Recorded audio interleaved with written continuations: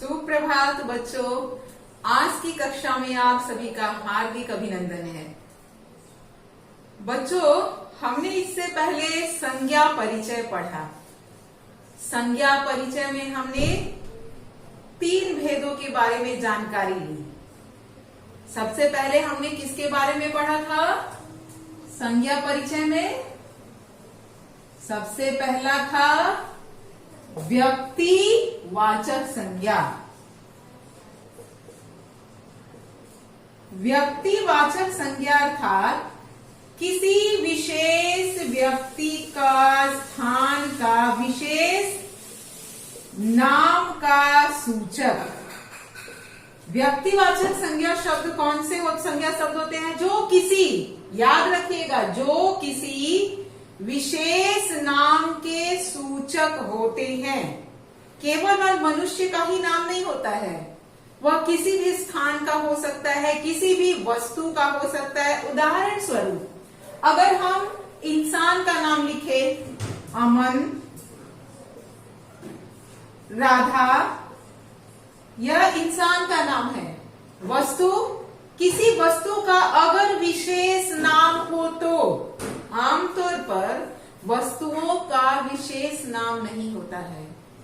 जैसे मेरे हाथ में आप जो देख रहे हैं, क्या है? कलम। इस कलम का कोई विशेष नाम नहीं है। इसको आप मार्कर कलम कह सकते हैं, क्योंकि इसे मार्क किया जाता है। यह इसकी विशेषता हो गई, लेकिन इसका कोई अलग नाम नहीं है। इसको हम कलम की ही श्रेणी में रखेंगे। तो आमतौर पर वस्तुओं का कोई विशेष नाम नहीं होता है। वस्तुएं जातिवाचक संज्ञा के अंतर्गत आती हैं, किंतु कभी कभी वस्तुओं का भी कुछ विशेष नाम हो सकता है।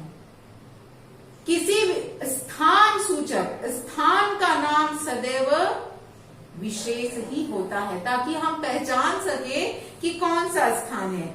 जैसे हम जिस शहर में रहते हैं उस शहर का नाम है पटना, यह स्थान सूचक है।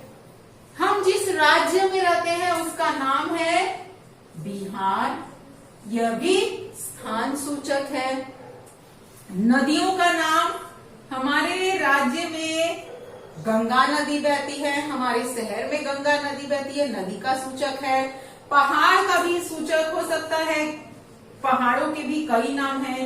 उदाहरण स्वरूप हिमालय, रॉकी, आल्प्स, एंडीज, आप सभी जानते हैं। तो व्यक्तिवाचक संज्ञा क्या है? किसी का भी विशेष नाम, केवल इंसान का नहीं, प्राणी, वस्तु, स्थान, पहाड़, पर्वत, नदी, किसी का भी जब कोई अलग से नाम हो, विशेष नाम का मतलब अलग से नाम, तब उन सभी शब्दों को हम व्यक्तिवाचक संज्ञा शब्दों के अंतर्गत रखते हैं। ठीक है। अब इसके बाद है जातिवाचक संज्ञा शब्द।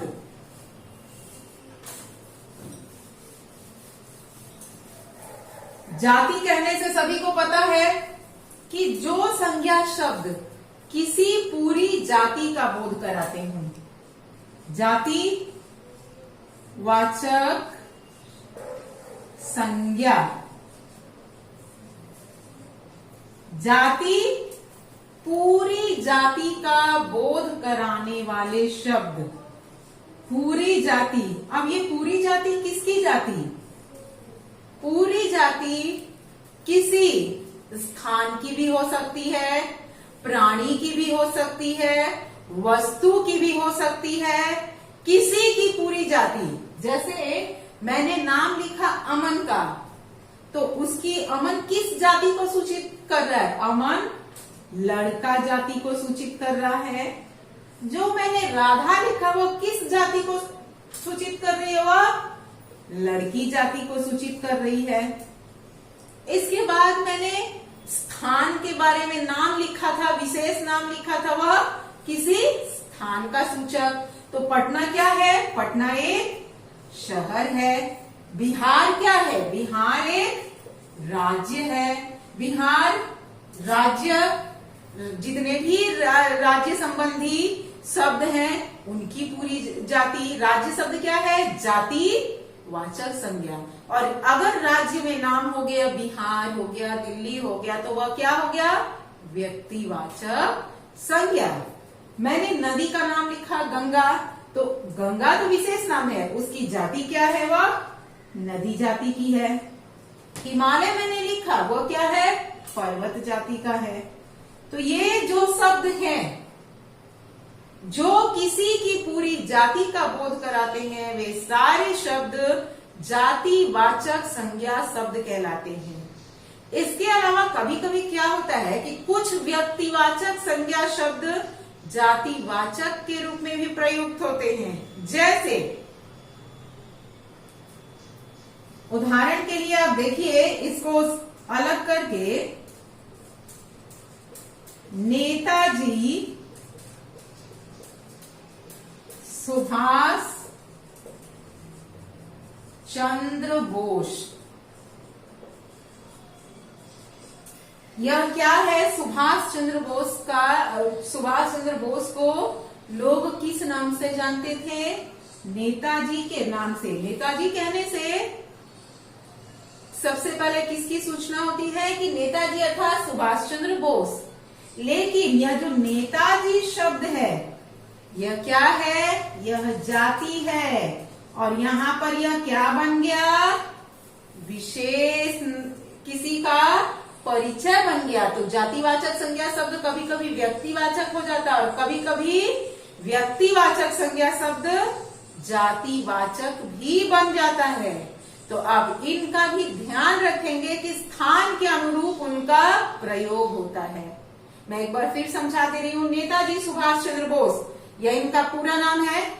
नेताजी इनको संज्ञा दी गई थी, मतलब कि किसी के नाम के साथ संज्ञा मतलब ही नाम। जब कुछ उपाधि दी जाती है उसको भी संज्ञा कहा जाता है। तो सुभाष चंद्र बोस को नेताजी, इनके नेतृत्व, कुशल नेतृत्व के कारण इनको नेताजी कहा गया और इनके नाम के साथ जुड़ गया नेताजी सुभाष चंद्र बोस। लेकिन हम अगर अलग से इसको देखें तो नेताजी किसका सूचक है? जाति का।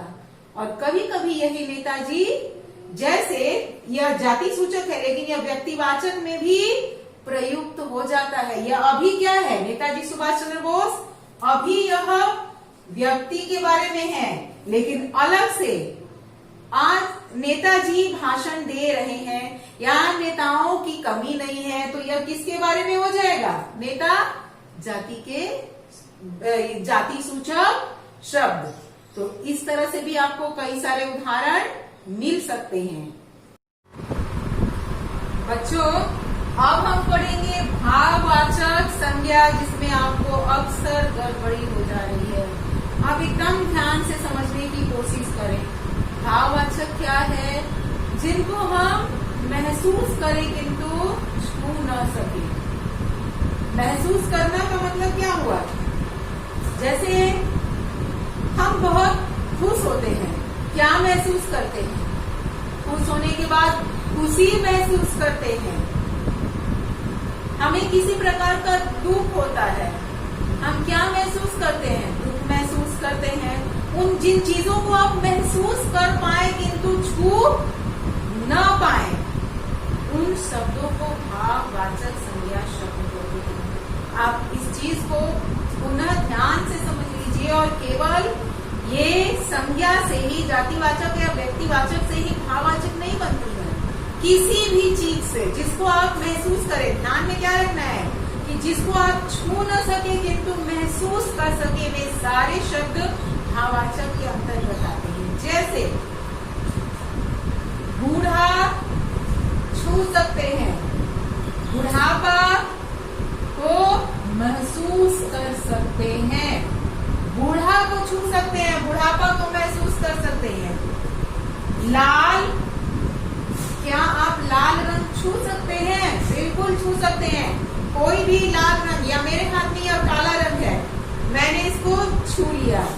महसूस मैं क्या करूंगी? इसके साथ मैं क्या महसूस कर रही हूँ?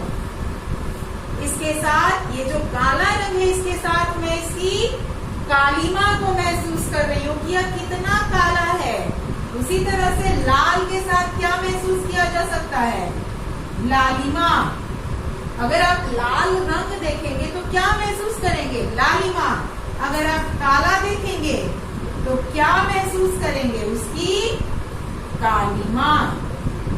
बच्चों ध्यान रखना है कि भाववाचक संज्ञा शब्द क्या हो सकते हैं और कैसे हमें पता चलेगा। परीक्षा में भी मैंने आपको दिया, सबसे अधिक गलती आपकी वहीं पर हुई थी, क्योंकि आप उस चीज को समझ नहीं पाते हैं। मैंने बताया भी है कि विशेषण कैसे आप पहचानेंगे, भाववाचक संज्ञा शब्द कैसे पहचानेंगे, वाक्य प्रयोग के आधार पर। जिसको आप महसूस करें वो भाववाचक है, जिसको छू ना सके। संज्ञा शब्दों को हम छू सकते हैं और जो संज्ञा है वही सर्वनाम है, उसको भी छू सकते हैं। क्रिया शब्दों को हम कर रहे हैं, करते हुए, क्रिया तो खुद ही करते हैं या दूसरे को करते हुए देख सकते हैं, लेकिन उस क्रिया के अंतर्गत क्या महसूस कर सकते हैं? जैसे लिखना, लिखना क्रिया, इसका भाववाचक लिखावट। अब हम कैसे पहचानेंगे कि लिखावट भाववाचक है? किस तरह से पता चलता है? भाव क्या है? जिसको आप महसूस कर पाए किंतु छू न पाए। जैसे आप यहाँ देख रहे हैं लिखावट, क्या देख रहे हैं बोर्ड पर? मेरी लिखावट, मैं लिख रही हूँ, लेकिन आप देख क्या कर पा रहे हैं? महसूस क्या कर पा रहे हैं? आप लिखावट महसूस कर पा रहे हैं कि इनकी लिखावट कैसी है, स्पष्ट है कि नहीं, कहीं अस्पष्ट तो नहीं। तो इन चीजों को आप क्या कर रहे हैं? महसूस कर रहे हैं। जिसको आपने महसूस किया वो सब भाववाचक संज्ञा है। आप बार बार इसको समझने का प्रयत्न करें। इसके बाद चौथा है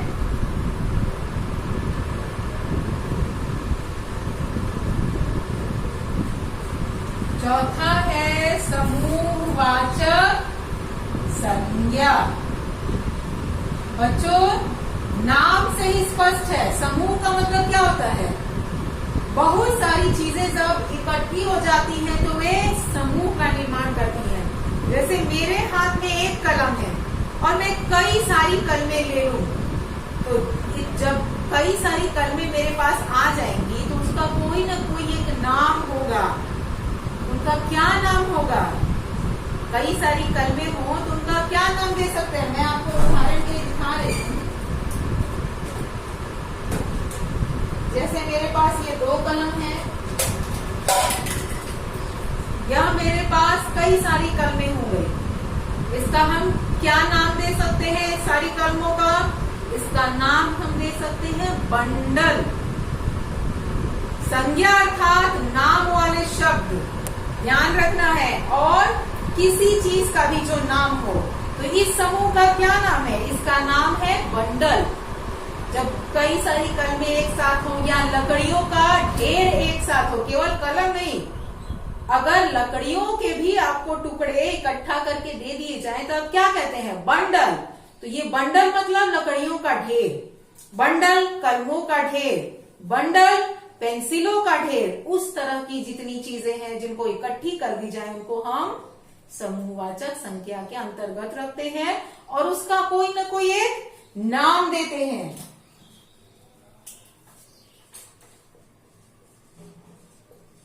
अब दूसरा उदाहरण, मेरे पास अगर एक चाबी है तो चाबी शब्द क्या हो जाएगा? किसका सूचक हो जाएगा? चाबी शब्द जातिवाचक के अंतर्गत आ जाएगा। और अगर मैं कई सारी चाबियां ले लूं, आप उसको क्या कहेंगे? अगर एक साथ 3, 4, 5, 6 चाबी आपके हाथ में आ जाए तो आप उसको क्या कहते हैं? उसको कहते हैं गुच्छा। यह क्या है? यह नाम है, समूह का नाम है, किसी एक का नहीं, समूह का। बंडल समूह का। कक्षा में बच्चे बैठे हैं, बच्चा या बच्चे शब्द क्या है? जातिवाचक संज्ञा। किंतु यह जो कक्षा शब्द है यह क्या है? बच्चों का जो समूह है, स्थल है, उसी का सूचक है, स्थान सूचक है, और यह शब्द समूहवाचक संज्ञा के अंतर्गत आ गया।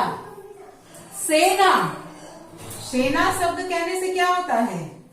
कोई एक सिपाही नहीं, सिपाहियों का समूह, सिपाहियों का समूह। अच्छा, सिपाहियों के समूह को भी एक नाम दिया गया है, सेना। और भी कुछ कहते हैं, जत्था। अगर बहुत सारे लोग किसी एक जगह पर एकत्रित हो जाएं तो उसको हम क्या कहते हैं?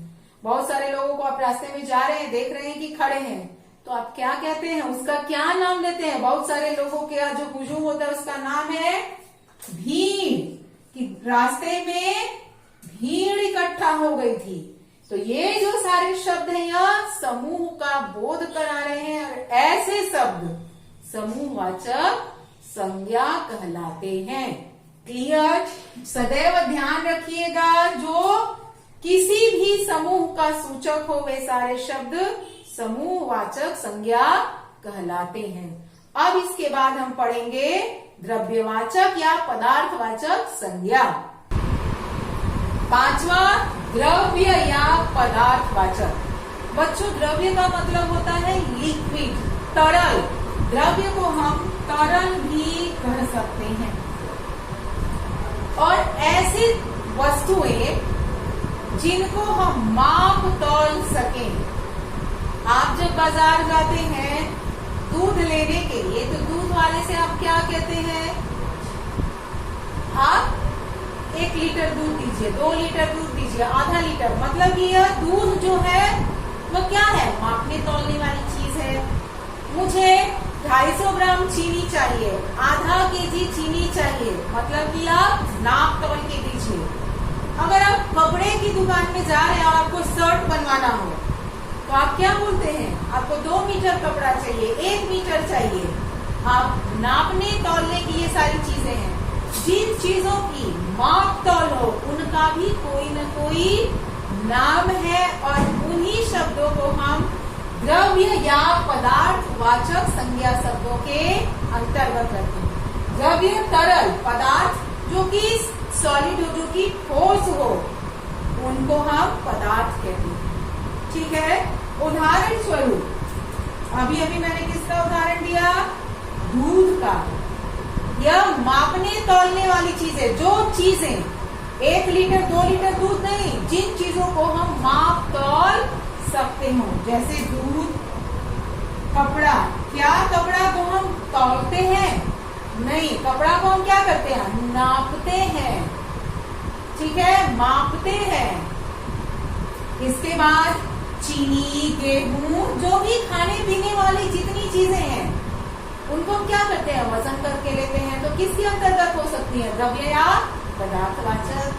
सोना, चांदी, लोहा, ये सारी चीजें क्या है? द्रव्य या पदार्थवाचक संज्ञा शब्द। सोना का भी वजन होता है, चांदी का भी, लोहा का भी, जितनी धातुएं हैं उनका भी माप तौल होता है। तो हम लोगों को क्या ध्यान रखना है कि जितनी मापने तौलने वाली चीजें हैं सब द्रव्य या पदार्थवाचक संज्ञा कहलाती हैं। तो सभी बच्चे, मैं पुनः एक बार दोहरा दे रही हूँ, आप ध्यान दीजिए। व्यक्तिवाचक संज्ञा शब्द किसी का भी विशेष नाम व्यक्तिवाचक संज्ञा कहलाता है। जातिवाचक संज्ञा शब्द वे संज्ञा शब्द जो किसी के पूरी जाति का बोध कराते हैं। भाववाचक संज्ञा शब्द जिनको हम महसूस कर पाते हैं किंतु छू नहीं पाते हैं, ये भाववाचक संज्ञा शब्द। जैसे अगर मैं खुश हूं तो आपको मेरे चेहरे पर क्या दिखाई देगी?